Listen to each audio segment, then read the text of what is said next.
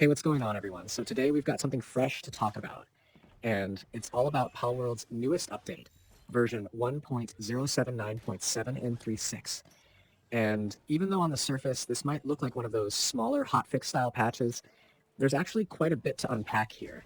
If you think about how these little adjustments impact the way the game feels when you're actually playing it day to day. I want to take some time with you and just go through everything slowly, uh, break it down, share some thoughts, and also talk about what this means for both veteran players who've been putting hundreds of hours into Palworld already, and for the newer folks who are just now getting their hands on this wild survival monster collecting hybrid game. So grab your attention right here, because while this isn't the kind of massive content drop that introduces a brand new biome or a whole roster of new pals, it's still something important because stability and playability matter just as much as flashy new content. First off, the key highlight that's making people relieved is the team fixed this super frustrating dungeon bug. Now, if you've been running around exploring and decided to save while inside a dungeon after summoning Mimog, you probably ran into crashes when trying to re-enter. That kind of bug is one of the most immersion-breaking things in a game like Palworld, because dungeons are designed to feel like these tense, contained adventures that reward you with loot and sometimes rare pals. Imagine being mid-run, feeling good, saving because maybe you're low on health or you just want to make sure you don't lose progress, then bam, the game just refuses to handle your return. That's the kind of thing that not only frustrates you in the moment, but can also make people hesitant to even bother engaging with that side of the game. With this update, that issue's finally been patched, which means dungeon gameplay should feel smoother and more trustworthy. It might not sound like a big flashy change, but trust me, if you've been affected by that crash bug, this is a game changer because stability is the foundation of fun. Another thing tucked into this update is a quality of life adjustment that's honestly kind of underrated. You know that warning message that pops up telling you your world settings are too high for your system? It's useful, sure, but in the last versions it was firing off way too often, almost nagging players. And when you're trying to focus on catching pals, building your base, or maybe just running across the map with your squad, the last thing you want is to be constantly interrupted by something that feels more like your operating system than your game world. With 1.0079.736, that warning now only shows once every 15 minutes instead of over and over again.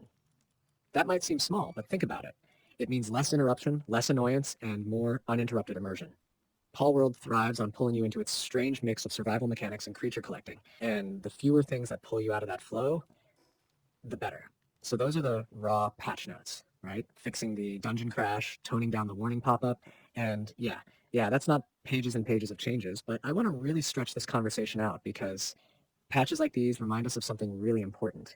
Even the little things matter a ton when you're crafting a game experience. A massive new island or a roster of new pals might get all the headlines, but if the core foundation is shaky, it doesn't matter how much content you pile on top, it won't feel good. What we're seeing here is Pocket Pair showing awareness of the community's frustrations and ironing out the wrinkles one by one. And that's honestly a good sign for the long-term health of the game. Now, let's talk about what this means for the player community. If you hang out in forums, Discord groups, or social feeds where people share their Palworld stories, you know that dungeon crashes were a recurring complaint. These were the kinds of bugs that didn't just get mentioned once and forgotten. They stuck around in conversations and people kept running into them. Fixing that builds trust. It tells the player base that their experiences aren't being ignored. Think about how many survival or multiplayer games lose momentum because bugs linger for too long. Players get tired, they stop reporting, and eventually they stop playing.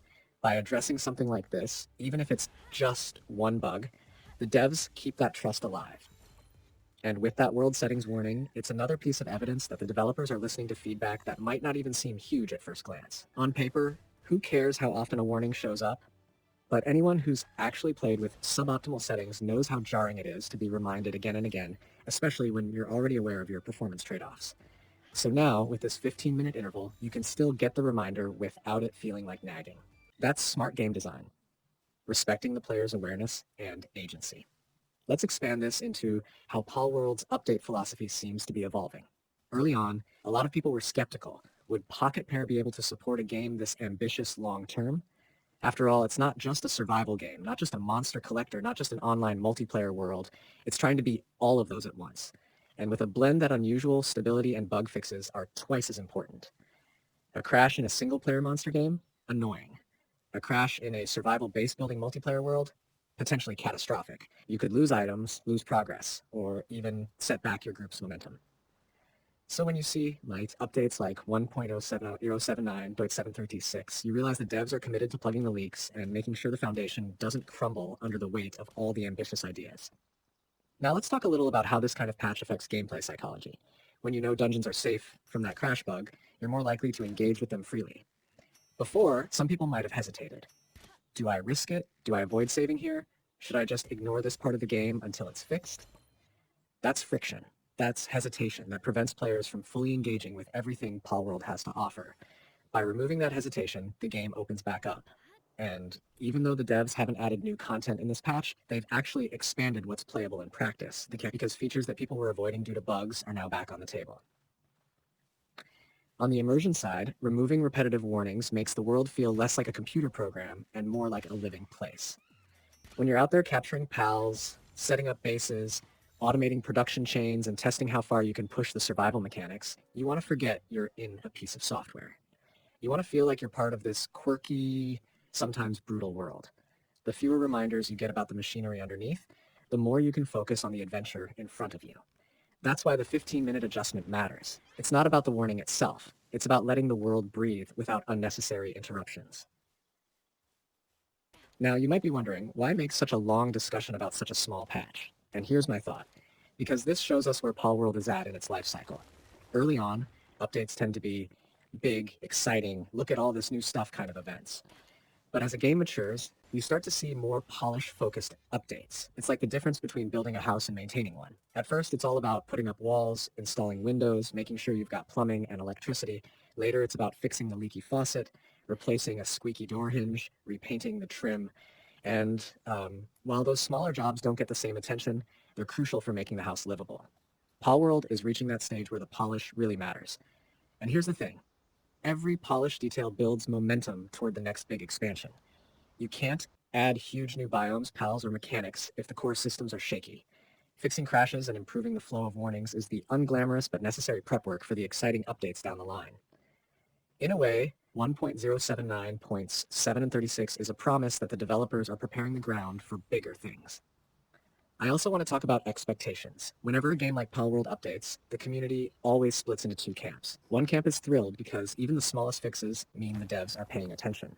The other camp is disappointed because they wanted new creatures, new gear, or new adventures. Both perspectives are valid, but in my view, patches like this remind us that stability is content. Because what's the point of new adventures if they're broken? What's the point of new creatures if you're scared to bring them into certain environments because of bugs? Fixes don't just patch code, they restore trust, and that trust is what makes players stick around long enough to see the next big addition.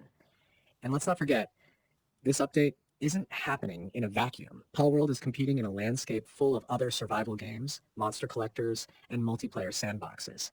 Some games lose players because updates are too slow. Others lose players because updates break more things than they fix. Palworld seems to be carving out a path where updates are frequent enough to feel supportive, but careful enough to address issues without introducing too many new ones. 1.079.7 and 36 is a perfect example. It doesn't overload us with risky changes. It just tightens up the experience.